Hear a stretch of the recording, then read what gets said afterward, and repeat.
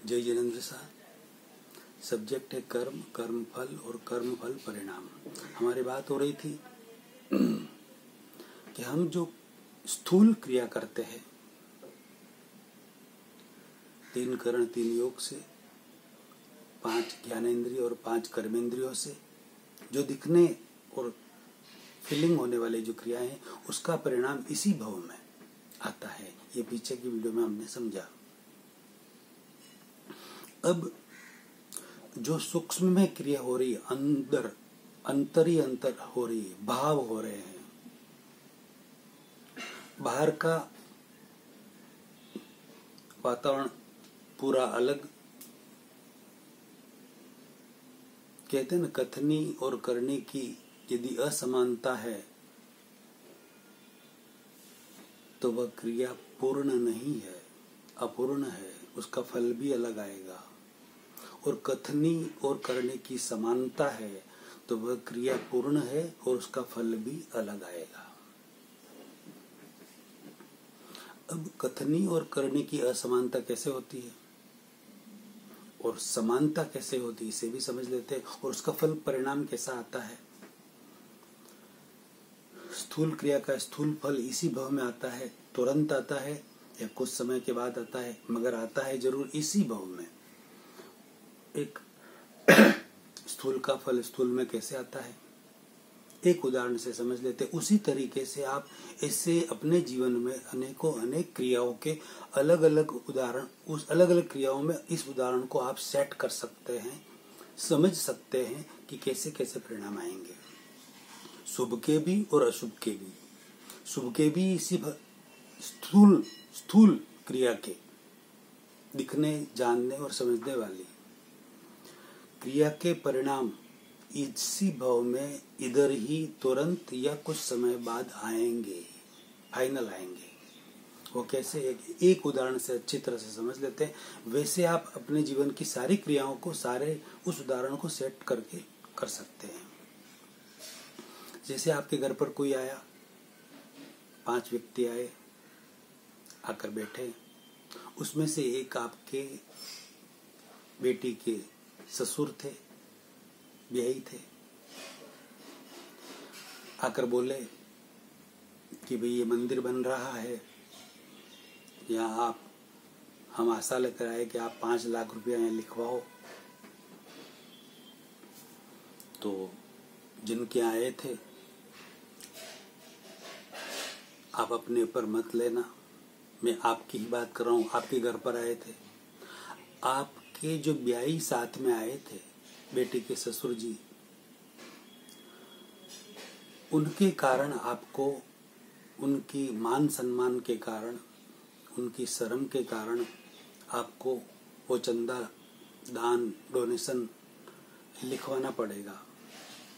लेकिन आपकी भावना नहीं है लिखवाने की, लेकिन उनकी वजह से आपको लिखवाना पड़ेगा, ऐसा आपके मन में है।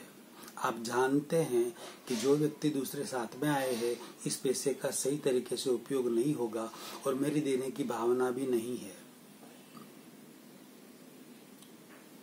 इसलिए आप अपना मन मारकर बिना मर्जी से 5 लाख रुपया लिखवा देते हैं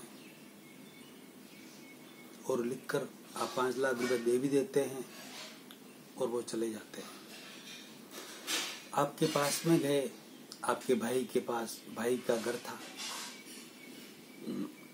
उनके यहाँ जाकर भी उन्होंने वही डिमांड रखी, मंदिर बन रहा है, आप इसमें चंदा लिखवाइए 5 लाख का।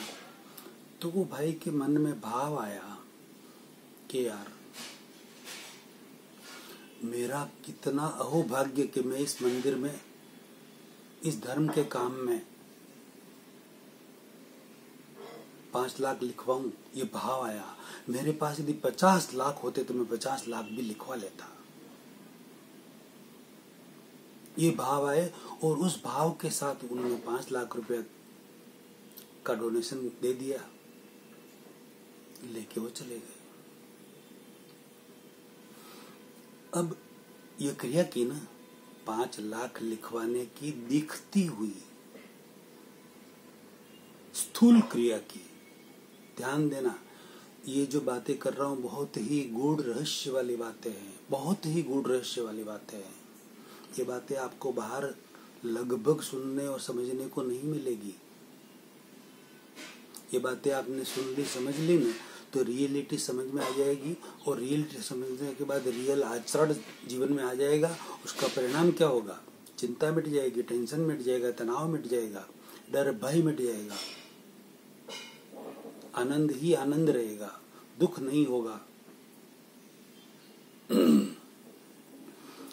तो जो ये स्थूल क्रिया की ना, दोनों भाइयों ने 5-5 लाख रुपए लिखाए। एक भाई ने अपनी मर्जी के बिना लिखाए और एक भाई ने अपनी मर्जी से लिखाए।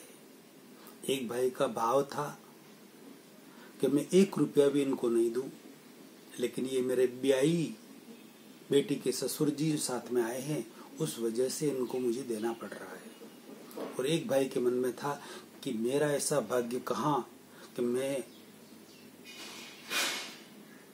5 लाख की, यदि 50 लाख होते मेरे पास तो भी मैं लिखवा लेता।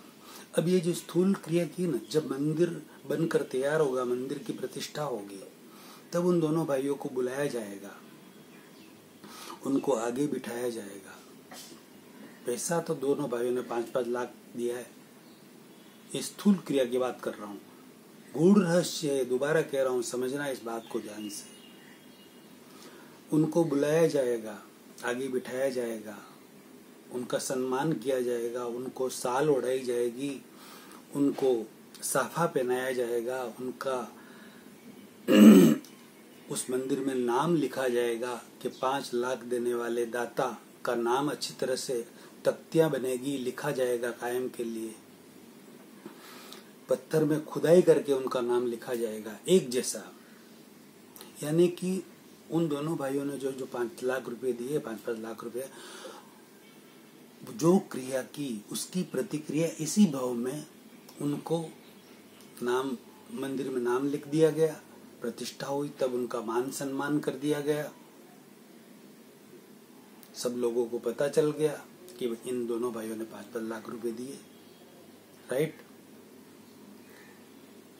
क्रिया की 5-5 लाख रुपए नहीं तो प्रतिक्रिया हो गई, उसका फल उनको मिल गया। अब कहते हैं ना कि जो अंदर क्रिया हुई, भाव हुए, वो पैसे देते समय एक के भाव नेगेटिव और एक के भाव पॉजिटिव, तो वो भी तो क्रिया हुई ना, तो उसका फल कैसे मिलेगा? वो क्रिया हुई ना, तो उसका फल मिलेगा कैसे? वो या नहीं मिलेगा, किसी को पता ही नहीं है। वो भाव तो किसी को पता नहीं है, उसका फल कौन देगा? उसका फल कुदरत देगी। कुदरत कौन? कोई भगवान नहीं, कोई ऊपरी नहीं, व्यवस्थित शक्ति, निर्जीव शक्ति। ध्यान देना, सजीव नहीं, निर्जीव शक्ति, अपने आप कुदरती सहयोग जो खड़े होते हैं ना, 10, 15, 20 सहयोग, 50 सहयोग मिलकर एक कार्य होता है, वो कुदरती सहयोग इकट्ठे हो जाते हैं उस जीव के कोजल बॉडी कर्म शरीर के अनुसार तैयार हो जाते अपने आप, और उसको वैसा फल मिल जाता है। बोया बीज बबुल का तो आम कहाँ से होए, बोया बीज आम का तो बबुल कहाँ से होए। जैसा बोया वैसा मिल जाता है, जैसा भाव वैसा भाव, जैसी क्रिया वैसी प्रतिक्रिया। तो बाहर जो स्थूल में क्रिया की उसकी तो स्थूल क्रिया हो गई, उनको मान सम्मान मिल गया, नाम लिखवा लिया गया, लाखों व्यक्तियों को उनके समाज में पता चल गई कि इन्होंने 5-5 लाख रुपया दान दिया है, वो फल हो गया, पूरा हो गया। अब जो भाव किया है वो भी तो क्रिया हुई ना, उसकी प्रतिक्रिया इस भाव में नहीं होगी, क्योंकि किसी को पता नहीं और कोई देने वाला है ही नहीं। उसका फल अगले भाव में मिलेगा। कैसे? उसका फल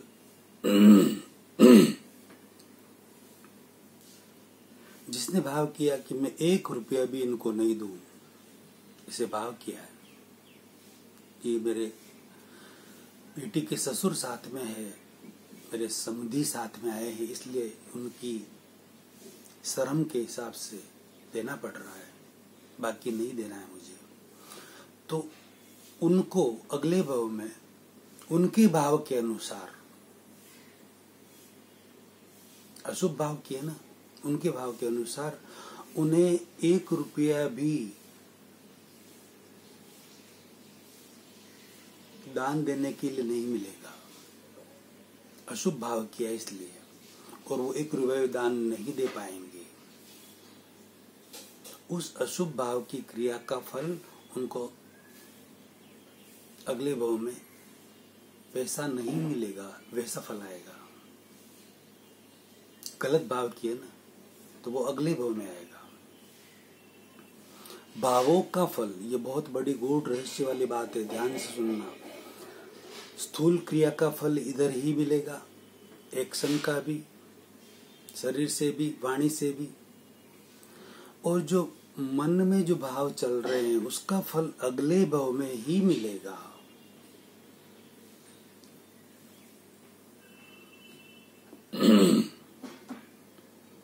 अगले भाव के जो बंधन है ना, कॉजल बॉडी है, कर्म शरीर है, वो भाव से बंधन होता है, क्रिया से नहीं होता, बाहर की क्रिया से, स्पीच से भी नहीं होता, शरीर से भी नहीं होता। शरीर और स्पीच से जो क्रिया होती है ना, उसका फल इधर ही मिल जाता है, इसी भाव में। और जो भाव में क्रिया होती है, जो भाव होते हैं, उसका जो बंध होता है, बंधन होता है, वो अगले भाव में उसका फल मिलता है, उसका रिजल्ट आता है। जो क्रिया होती है ना, उसकी प्रतिक्रिया अगले भाव में होती है। ये बात शायद आप पहली बार सुन रहे होंगे। जैसा भाव वैसा भव। दूसरे भाई ने ऐसा भाव किया कि 5 लाख का मेरे तो 50 लाख होते। मेरे मन में ये भाव, उनके मन में ये भाव था कि मेरे मन में ऐसा है कि 50 लाख होते तो मैं 50 लाख भी दान दे देता। शुभ भाव किया, धर्म के प्रति शुभ भावना की, तो उनको वैसा सहयोग मिलेगा अगले भाव में। उनको 50 लाख रुपया भी मिलेगा और वो 50 लाख का दान भी दे पाएंगे। यानी कि बाहर की क्रिया अलग, दान देते समय तो सब लोगों को लग रहा था कि वे दोनों भाई ने दान दिया, एक जैसा लग रहा था, लेकिन अंदर की क्रिया अलग हुई ना, अंदर की क्रिया अलग हुई ना। तो अंदर की जो क्रिया होती ना, उससे अगले भव का कर्म बंधन है। फिर वो शुभ हो या अशुभ हो, किसी भी तरह की कोई भी क्रिया हो, उससे बंधन है, न कि स्थूल क्रिया से, न वचनों से। उसका तो फल इधर ही मिलता है, इसी भाव में मिलता है। इसलिए अब आप सोचो, समझो और अच्छी तरह से विचारो कि आपको कोई भी क्रिया करते समय अपने भाव शुभ रखने हैं या अशुभ रखने हैं। पैसा भी देना, काम भी करना, मेहनत भी करनी, सेवा भी करनी, और भाव गलत रखना, डबल नुकसान। हम बनाए हैं, हम नुकसान हो वैसा कार्य क्यों करें? हम तो कम से कम समय में ज्यादा से ज्यादा प्रॉफिट हो वैसा काम कोई भी बनिया करेगा। तो हम मेहनत भी करें, पैसा भी दे, सेवा भी करें, और उल्टा नुकसान हो हमारा अगले भाव में। ये किसने सिखाया? ये तो कितनी मूर्खता वाली बात है। ऐसी मूर्खता कौन करेगा? अब बात आपके समझ में आ रही है कि हम जो क्रिया करें, बाहर से जो भी हम दिखावा करें, यानी कि कथनी, और करनी यानी कि अंदर से दिखावा कर रहे हैं, वैसा का वैसा हम करन, वैसी की वैसी यदि हमारे करनी हो तो वैसा का वैसा फल इधर भी आएगा और अगले भव में भी आएगा, स्थूल रूप में भी आएगा और अगले भव में जो सूक्ष्म में जो क्रिया हुई है उसकी प्रतिक्रिया भी वैसी ही होगी।